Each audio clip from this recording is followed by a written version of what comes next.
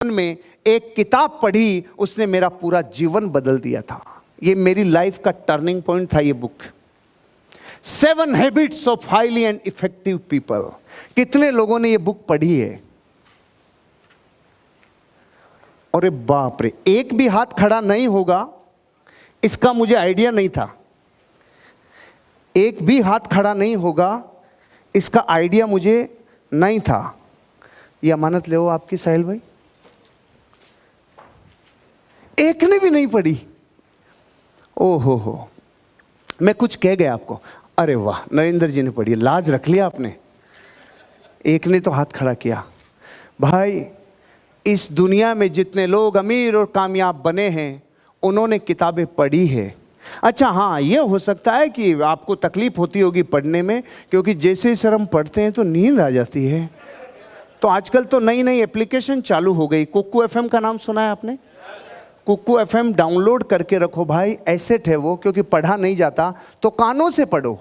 कानों से पढ़ने से सुन पाएंगे, ताकि जिंदगी में कभी भी अपने आप को ऊर्जा से लेस नहीं पाओ, ऊर्जावान बने रहो, कहीं ना कहीं से कंटेंट कंज्यूम करते रहो, ताकि लाइफ के लेसन्स आपको मिलते रहें। इस पुस्तक ने मुझ 22-23 साल की उम्र के लड़के को उस वक्त जबरदस्त ऊर्जा दे दी थी, क्योंकि मैंने मेरे जीवन में आदतों का इफेक्ट समझ लिया था कि आदतों का जीवन पे प्रभाव क्या होता है। उन प्रभावों से मैंने जीवन की ऊर्जा को सही दिशा में लगाया और अपनी समग्र शक्तियों को एक चैनल पे उड़ेल दिया। आपकी भी शक्ति आपके पास खूब है। कोई यहाँ पे 25 बरस का नवयुवक बैठा है, कोई 45 साल का अनुभवी व्यक्ति बैठा है, कोई 60 बरस का अनुभवी व्यक्ति बैठा है। लेकिन मैं आपसे कहना चाहता हूं, प्रिंसिपल्स कभी भेदभाव नहीं करते। आपको भी वही करना होगा जो अतीत के सारे कामयाब लोगों ने किए। समग्र शक्तियां एक चैनल पे उड़ेलो तो गंगोत्री से गंगा निकलेगी ही निकलेगी। मैंने जब ये पुस्तक पढ़ी, मेरे जीवन में कुछ बड़े बदलाव आए। मैंने कुछ लेसन सीखे थे। जो चीजें अदृश्य होती है वो ज्यादा खतरनाक होती है। एक कोटेशन बोला मैंने कई बार, अगर बदलनी है दिखने वाली चीजें तो बदलनी होगी नहीं दिखने वाली चीजें। क्या आपको नेम, फेम, गाड़ी, बंगला, यश, मान, प्रतिष्ठा ये चाहिए?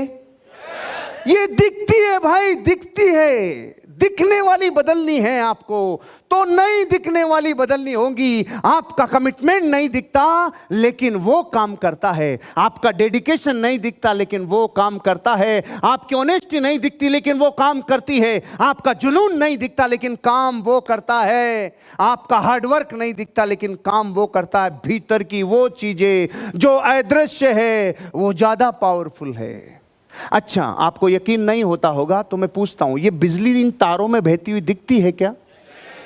लेकिन छू के देखना, रोम रोम को पता चल जाएगा कि इसमें पावर है कि नहीं है। और सबके कभी ना कभी तो टुचक्या हुआ ही होगा। अड़ते टाइम जो 3 दिन तक इधर के एरिया में या जहां लगती है वहां कह के जाती है कि मैं लगी हूं।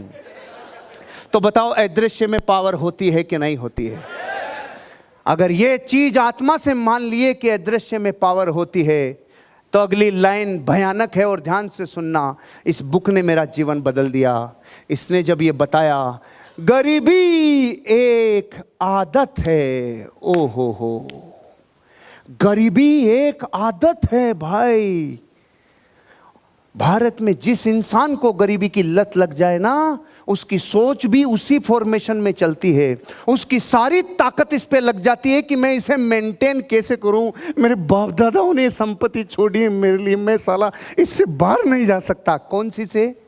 गरीबी से। ये लत लग जाती है। उस वक्त मैंने जीवन में निर्णय लिया था, 22 वर्ष की उम्र में, मैं गरीबी की लत को तोड़ दूंगा। पीढ़ियों से आई हुई इस गरीबी की रेखा को उड़ा के रख दूंगा और उस ताकत को एक चैनल पे उड़ेल कर इसे उड़ाऊंगा। यह संकल्प बहुत बरस पहले ले लिया था। जाने अनजाने में अगर अमीर बनने का प्रयास नहीं किया, गरीबी की लत लग जाएगी भाई। और गरीब सोच एक आदत है। इन आदतों का प्रभाव जीवन पर पड़ता है। मैं आज सब्जेक्ट तक जाने से पहले मैंने अपना जीवन आपके सामने रखा कि मेरे को 20-22 वर्ष की उम्र में जिस पुस्तक ने जीवन बदलने के लिए मोटिवेट किया, वो पुस्तक आज आपके साथ शेयर करूं। और मुझे नहीं, millions of people in the world, इतने लाखों करोड़ों लोगों का जीवन बदला है।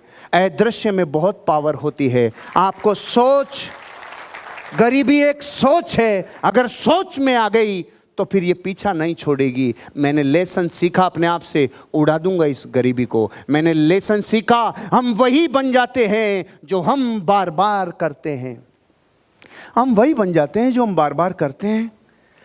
एक डॉक्टर का बेटा अगर डॉक्टर के आसपास रहते हुए बार बार चीजों को करेगा तो कई सारी चीजें ऐसी होंगी जो उसे बिना पढ़ाई लिखाई करे ही आ जाती है। हम जो बार बार करते हैं, अगर आपने अपने जीवन में बार बार ये किया कि मैं सफल होऊंगा कि नहीं होऊंगा, होऊंगा कि नहीं होऊंगा, मतलब अपने ऊपर डाउट पैदा किया, तो आप बार बार करने वाली चीजें ही धारण करते हैं। अगर बार बार आपने अपने आप पे डाउट किया, मेरे से नहीं होता दिखता है, मेरे को तो ऐसे पाइल सपोर्ट ही नहीं कर रही, इतने गज प्लॉट कैसे बेचूंगा, और मलेशिया, बाप रे मलेशिया, अभी साला फलासिया नहीं गए कभी, हम मलेशिया कैसे जा सकते हैं, फाइल सपोर्ट नहीं करती। अगर आपने अपने आप को बार बार ये ऑटो सजेशन दिया तो समझ लेना ये लाइन खा जाएगी रे। हम वही बन जाते हैं जो हम बार बार करते हैं। पूरी दुनिया जिस आदमी की कामयाबी की तरफ जाता है उसको लोग कहते रहे तू रहने दे रे, और जितनी चादर है ना उससे बाहर मत निकले। अगर आपने भी सपोर्ट किया, हाँ यार सही कह रहे हो तुम यार, मैं साला चादर के चक्कर में बहुत ज्यादा बाहर निकल गया था, आप बार बार जो करेंगे एक दिन वही बन जाएंगे।